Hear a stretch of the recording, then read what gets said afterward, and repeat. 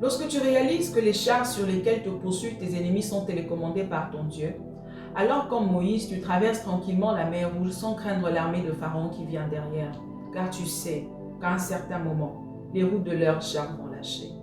Lorsque tu te rends compte que Dieu a comptabilisé le coût de ta vengeance dans le budget de tes ennemis, alors comme Daniel, tu poursuis tranquillement tes activités pendant qu'ils dépensent de l'argent pour te faire une fausse lion, car tu sais au fond de toi qu'ils travaillent pour leur propre fin. Lorsque tu te rends compte que les amans de ta vie ne sont rien d'autre que des acteurs dans un film dont ton père est les réalisateurs, alors comme Mardoché, tu les laisses tranquillement élever une potence, car dans l'intimité avec ton père, tu as déjà vu la fin du film.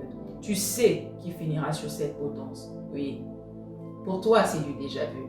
Ce que tu dois comprendre, c'est que tu n'as aucun rôle à jouer dans la chute de tes ennemis. Les seules personnes dont Dieu a mandaté pour le faire, ce sont tes ennemis eux-mêmes. Oui, le psaume 7,15 dit « Ils creuseront une fosse pour toi, mais ils y tomberont eux-mêmes. » Ce n'est pas à toi de creuser la fosse. Dieu leur a déjà donné la force pour cela. Il leur a même procuré des chars. Ils ont des lions. Ils peuvent élever de potence. Ils peuvent même opter pour du poison. Mais quoi qu'ils choisissent, ils périront eux-mêmes.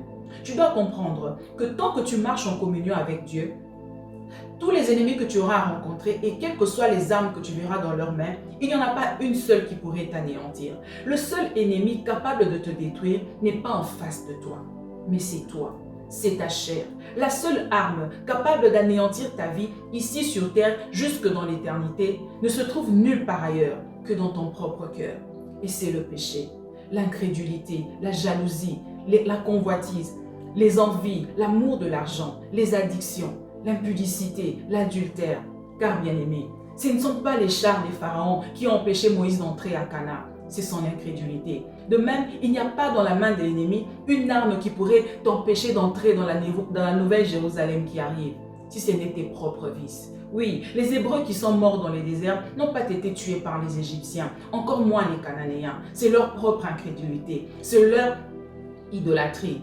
La convoitise de David envers Bathsheba a réussi à l'anéantir là où ses éternels ennemis, les Philistins, n'avaient jamais pu durant toute sa vie. Bien-aimé, lorsque tu comprends que l'ennemi qui peut t'anéantir n'est pas en face de toi, mais en toi, tu changes de stratégie de combat. Tu commences à veiller plus sur toi que sur le mouvement de tes ennemis. Tu pries plus pour la mort de ta chair que celle de tes ennemis. Tu permets au Saint-Esprit de travailler plus au-dedans de toi qu'à l'extérieur de toi. Car l'adversaire capable de t'anéantir et de te séparer des dieux, c'est le péché. Et le seul qui a vaincu contre le péché, Jésus-Christ, préfère demeurer dans ton cœur pour t'aider à lutter et à vaincre ce combat. Car la bataille la plus dangereuse n'est pas celle qui se passe à l'extérieur, mais dans ton intérieur. Que Dieu t'aide.